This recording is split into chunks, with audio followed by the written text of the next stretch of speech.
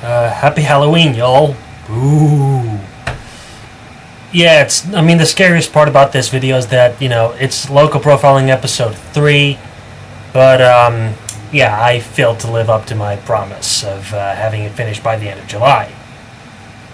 It's now the end of October, 3 months late.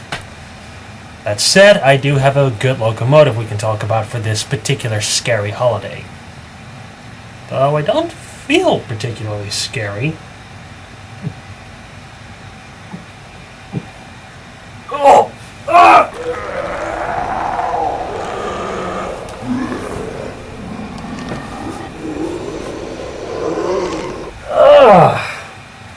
Ah! What the? Huh. I don't feel different. Hang on, let me just check something here. Ah! Oh wait, it actually makes sense because Halloween I look kind of scary. But just so you know, despite the happy face, I'm not particularly happy about the locomotive we're going to talk about. Do you remember the time when I said that the S1 Duplex from the Pennsylvania, number 6100, was the worst steam locomotive ever built in America? Well, shut me up! Because today, we're going to talk about the true bearer of that title. Ladies and gentlemen, Loco Profiling episode 3, Pennsylvania Q1 Duplex, number 6130. This is going to hurt. After the less than stellar results of the S1 Duplex, number 6100, the Pennsy decided that they weren't quite done with the Duplex era. Because, granted, they had a false start. They wanted to see if they can do much better. They decided that for their next outing, they would be diving into a dual service locomotive. So after a bit of careful planning, they decided to give it a different wheel arrangement of 4-6-4-4. So yes, 10 driving wheels instead of 8, and this time differently arranged as well. The result was their new one-of-a-kind Q1 engine, number 6130. And well, this thing was kind of doomed from the start as well. Number 6130 was manufactured in March of 1942, and unlike number 6100, the Q1 was manufactured entirely by the Pensy's own Juniata shops in Altoona, Pennsylvania, compared to the S1 being a four-way collaboration between Pennsy themselves, Alco, Baldwin, and Lima. The only result of this is that we can now blame the Pennsylvania entirely for this locomotive's failure. As I said before, number 6130 was designed for dual service. Unfortunately, it did have a significantly higher tractive effort compared to the S1, whereas number 6100 could only generate 76,403 pounds of tractive effort. Number 6130 could generate 81,794 pounds of tractive effort. Though in hindsight, only one variable in generating that tractive effort was any good. The boiler pressure, 300 pounds per square inch. Everything else, not really. For a dual service locomotive, the driving wheels were enormous, at 77 inches. Granted, there have been other locomotives out there with bigger driving wheels that turned out to be pretty good at both freight and passenger services. But it was mainly a case where they were specifically designed for one of those, and they happened to be quite good at doing the other job as well. The main comparison that I'm going to make here is with the Union Pacific's FEF-1 series of their 800 class 484 Northerns, which also had 77-inch driving wheels. But they were primarily designed for passenger service, and when they got displaced from passenger assignments by diesels, they happened to be quite good at pulling freight trains too. The Q1 was intended to pull both freight and passenger trains from the start, and it didn't really work. In fact, there are no actual records of this thing actually operating on passenger trains, only freight. So that kind of defeats the point of it being a dual-purpose locomotive. And generally, when you have a freight locomotive, you obviously want your driving wheels to be relatively small in diameter, so you get a good amount of grip on the rails. And don't get me started on the cylinders. Oh fuck, I actually have to talk about them because they were arguably the main reason why the Q1 sucked so much. There were 2 different sizes of cylinders on the Q1. Yes, it had 4 cylinders in total on the rigid frame because, duplex. And to be fair, it is actually kind of expected that if you have 2 different sizes of cylinders, naturally the bore, or the diameter, of the internal cylinder cavity where the piston is, that's going to be a bit different. But what I don't get is that they also have different strokes, as in the internal length of the piston cavity in the cylinder. That's not a good thing! I mean, yeah, different diameters? Sure, why not? It worked on many compound locomotives. But this was a simple... fuck, I can't even talk, but you get the point. Maybe it's because my brain is turning into pumpkin juice, but anyway.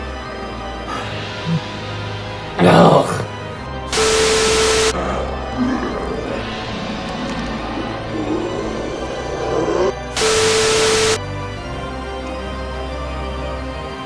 Okay, I guess I'm kind of better now.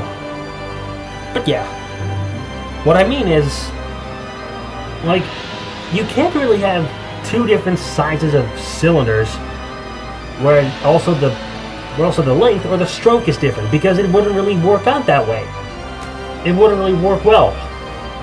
Now, to be perfectly honest, it wouldn't surprise me if the people who were designing this locomotive, or at least the cylinders, actually suffered a stroke while doing it.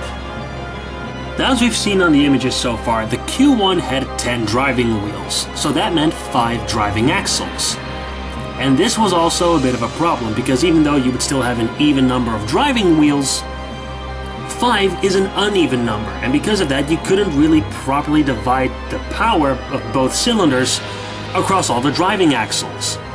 So unfortunately, it had to be a power ratio of 3:2 between the front and rear cylinders.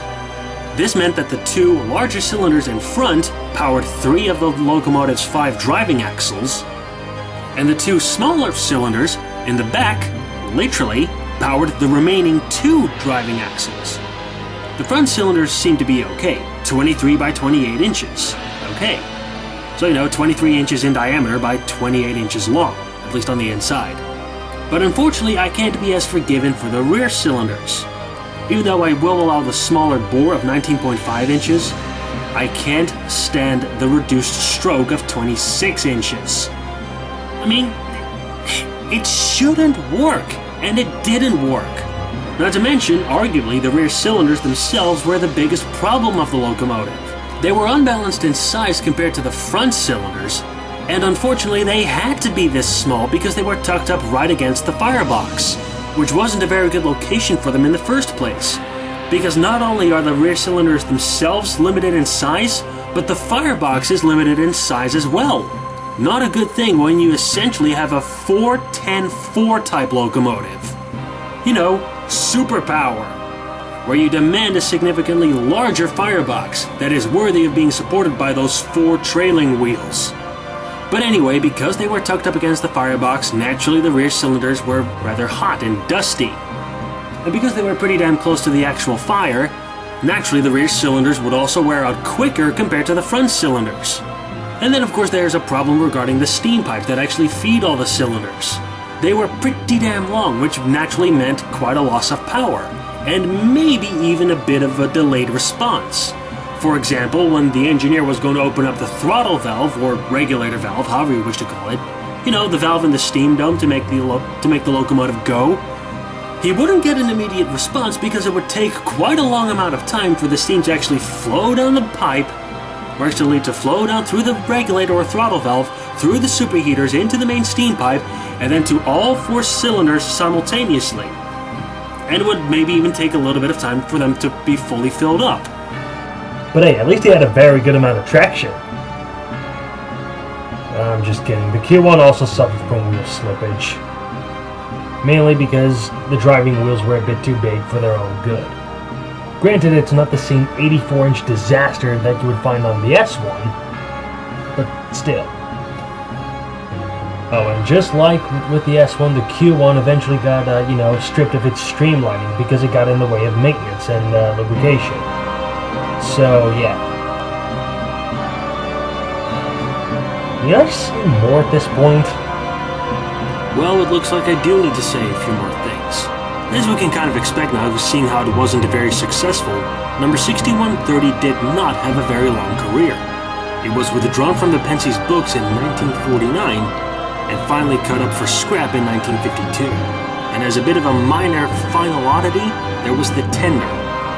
16 wheels, and it was actually the same design, mostly, compared to the tender that you would find on the S1 and T1 duplexes, and the S2 steam turbine. Big and semi-streamlined.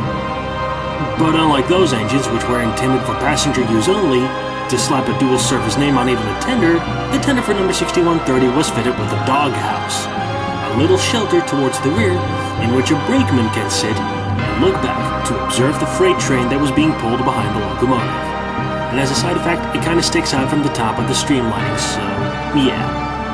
You could say that it wasn't particularly aesthetically pleasing. Following all the flaws with the Q1, the Pennsylvania kept refining and developing the locomotive design, at least on paper, to create a brand new mass-produced class of duplexes exclusively designed for freight service, the Q2s. They still had 10 driving wheels, but they were smaller at only 69 inches in diameter, and they were rearranged into a 4-4-6-4 wheel arrangement. And the cylinders were positioned as they were on the S1 and T1 duplexes, and lots of more conventional articulated locomotives. Because of that, you didn't have very long steam pipes, and thus no real power loss. The boiler pressure is still the same, 300 psi. I didn't want to say that they had nearly 8,000 horsepower, but in hindsight, tractive effort is a bit more important. The total figure on the Q2s, 1,816 pounds, compared to the Q1's 81,794 pounds. Talk about an upgrade. And in all, 26 Q2s were built. You had a prototype Q2 numbered 6131, and then 25 production units numbered 6175 through 6199, and they were all built between 1944 and 1945. But upon closer inspection, the Q2s also suffered a little bit from the unbalanced sizes in the cylinders. The front cylinders, which powered 4 of the engine's 10 driving wheels, were 19.75 by 28 inches. So, bore by stroke. That's fair. The rear cylinders were a bit bigger, so the larger bore of 23.75 inches is no real surprise, because, they had more driving wheels to power. But I still don't get why they also made the stroke bigger at 29 inches. So yeah. However, at least they were far more successful, though unfortunately the Q2s were also ridiculously expensive to operate. So, yeah, just because you're the best of the duplexes, that doesn't automatically mean that you're a very good locomotive, sadly. So, yeah. By this point, I'm just so fed up with talking about the Pennsy duplexes for a long, long time. So, yeah. Anyway, to all the ladies and gentlemen and everything in between, I hope you all have a very happy Halloween. That rhymes.